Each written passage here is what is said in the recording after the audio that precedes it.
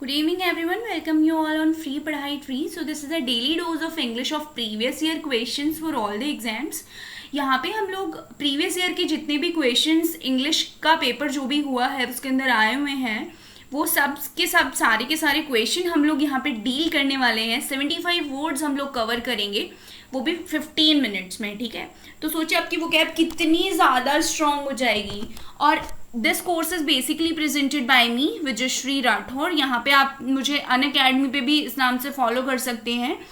और ये जो अपना जो ये कोर्स है इसके अंदर बेसिकली क्या होगा कि मैं डेली 15 मिनट्स का लेक्चर अपलोड करूंगी फॉर द 75 वर्ड्स. ठीक है, जो आपके अभी ACF, RS, रेलवे, एफकेट, CGL जितने भी एग्जाम्स होने वाले हैं, पटवार जितने भी एग्जाम्स होने वाले हैं उनके लिए बहुत ही बेनिफिशियल रहेगा, क्योंकि जो वोकैब है वो बहुत ही इंपॉर्टेंट रोल प्ले करती है. Synonym, antonym, one word, idiom, phrases, ये सब चीज़ें बहुत ही इंपॉर्टेंट होती है.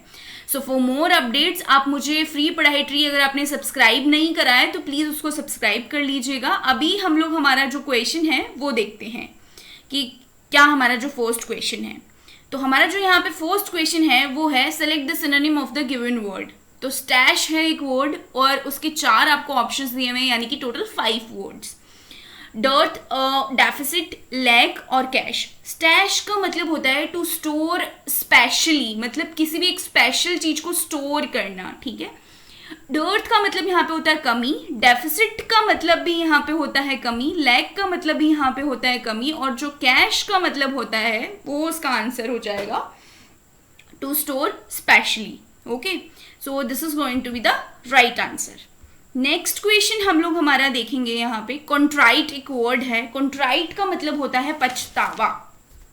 ठीक है, पैनिटेंट एक वर्ड है. पैनिटेंट के लिए भी रिग्रेटफुल एक वर्ड अपन बोल सकते हैं. तो रिग्रेटफुल हो गया, सॉरो हो गया, किसी भी चीज को लेके पछतावा होना. तो जो कॉन्ट्राइट का सिनोनिम होगा वो यहाँ पे पैनिटेंट हो जाएगा अपने यहाँ पे. बी ऑप्शन इज सोर. एंग्री का मतलब होता है गुस्सा. रिमोर्सलेस का मतलब होता है जिस इंसान को पछतावा नहीं हो. ठीक है, so moving to the third question हम लोग यहाँ पे देखेंगे रीअसर्ट. ठीक है, तो रीअसर्ट जो हमारा यहाँ पे है, रीअसर्ट के साथ में 4 हमारे पास में ऑप्शन गिवन है. रीअसर्ट का मतलब होता है किसी भी बात को जोर देकर कहना, जोर देकर किसी भी बात को कहना. रिनाउंस का मतलब होता है त्यागना. एक्नॉलेज का मतलब होता है किसी भी बात को मनवाना. ठीक है, तो ये इसका यहाँ पे सिनोनिम हो जाएगा. डिसबिलीफ होता है अविश्वास. कंसील होता है छिपना. ठीक है, तो ये चारों वर्ड्स मैंने आपको एक्सप्लेन करे हैं. आप नोटबुक लेके बैठिए और इनको नोट डाउन करिए, ताकि अगर आपको जब ये एक वीक का कंप्लीट हो जाएगा तो मैं कंबाइंड वीडियो के अंदर ये सब डाल दूंगी, जिससे कि आप उसको आपको वो रिवाइज करने में ईजी हो जाए. ठीक है, moving to the next question हम लोग यहाँ पे हमारा नेक्स्ट क्वेश्चन देखेंगे.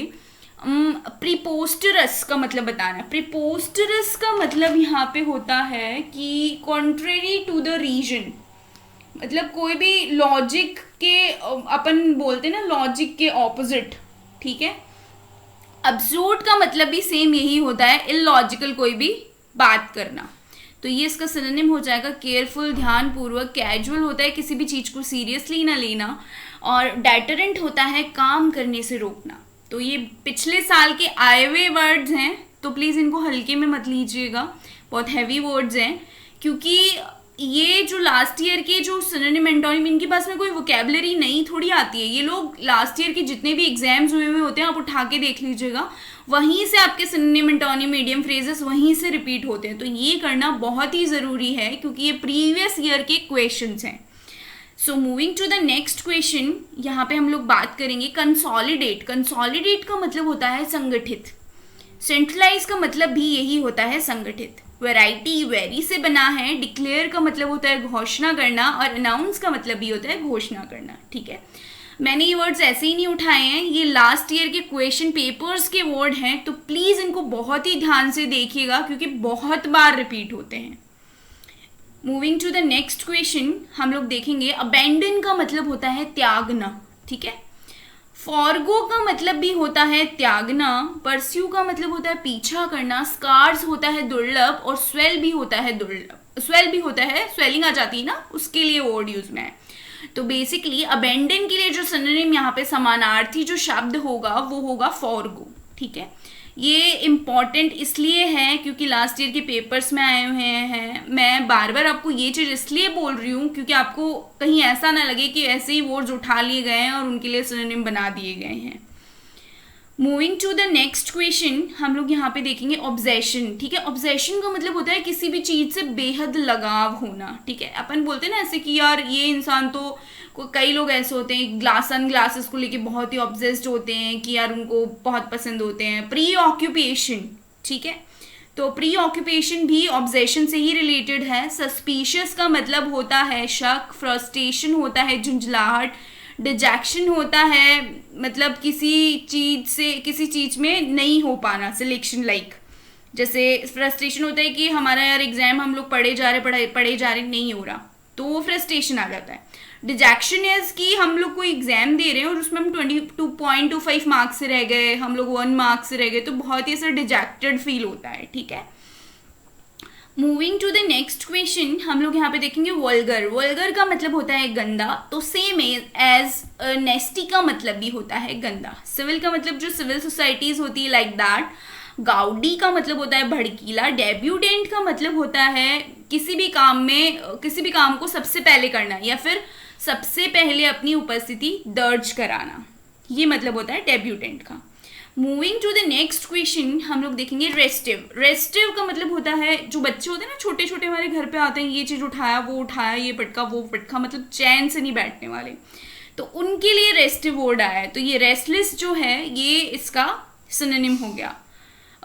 रेस्टफुल है आरामदायक, रेस्टिंग भी ऐसा ही वर्ड है। सेटिस्फाइड मतलब होता है संतुष्ट, ठीक है। Moving to the next question, intriguing. Intriguing का मतलब होता है किसी भी चीज को जानने की इच्छा रखने वाला, बहुत ही उत्सुक काइंड ऑफ पीपल जो होते हैं ना वो। तो क्यूरियस जो है वो उत्सुकता के लिए आया है, यानी कि ये इसका सिनोनिम हो गया। इंटरेस्टिंग यानी कि रोचक। सीक्रेट का मतलब होता है रहस्यमयी। डिप्लोमेटिक यानी ये वर्ड हम लोग बहुत बार यूज करते हैं, ठीक है, मतलब नहीं पता होता है पर फिर भी यूज कर लेते हैं।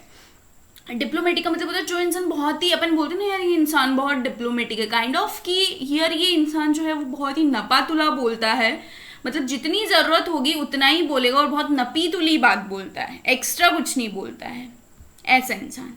Moving to the next question, punctilious का मतलब यहाँ पे है बहुत ही ध्यानपूर्वक किसी चीज को करना, तो इसके लिए आएगा केयरफुल। सीरियस मतलब सीरियस। आर्टिफिशियल मतलब कृत्रिम। कैजुअल मतलब ऐसे ही कैजुअली ले लेना चीज़ों को, बस सीरियसली नहीं लेना, तो इसके लिए जो है आंसर बी है यहाँ पे।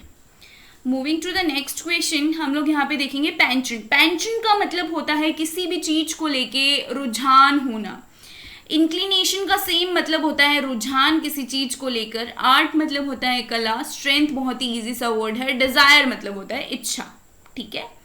सो ये हमारे कुछ वर्ड्स थे। नेक्स्ट वर्ड है एप्लॉम। एप्लॉम का मतलब होता है बैलेंस करना किसी भी चीज को। सेम एज पॉइज का मतलब भी यही होता है बैलेंस करना किसी चीज को। एरोगेंस होता है घमंड। अनोयंस तो आप ऐसे देख सकते हो यार ये इंसान कितना अनोइंग है, हम बोलते हैं ना बहुत बार। अथॉरिटी बहुत इजी सा वर्ड है। नेक्स्ट क्वेश्चन देखते हैं हम प्रोलिफिक। प्रोलिफिक का मतलब होता है कुछ भी फायदेमंद, प्रोडक्टिव करना। वर्सेटाइल मतलब होता है, अपन बोलते हैं ना ये इंसान बहुत वर्सेटाइल पर्सनालिटी, मतलब इसको सब आता है, सिंगर भी है, एक्टर भी है, किशोर कुमार लाइक, है ना। ग्रेट का मतलब होता है महान। पावरफुल का मतलब होता है शक्तिशाली, ठीक है। So that's all for the today's lesson. I hope मैंने यहाँ पे जो 15 मिनट जो आपके लिए हैं वो बहुत ही इंपॉर्टेंट है, आपको पता भी नहीं चला होगा, और हमने 75 वर्ड्स जो हैं वो कवर कर लिए हैं, ठीक है। सो आप मुझे फ्री पढ़ाई ट्री पे फॉलो कर सकते हैं, सब्सक्राइब करिए, और अगर आपको कोई भी कमी लगती है तो आप प्लीज़ उसको कमेंट सेक्शन में ज़रूर मेंशन करिए, ताकि नेक्स्ट टाइम से मैं उसको और अच्छा करने की कोशिश करूँगी, okay. So basically that's all for the today's lecture. Thank you for watching. Have a good day.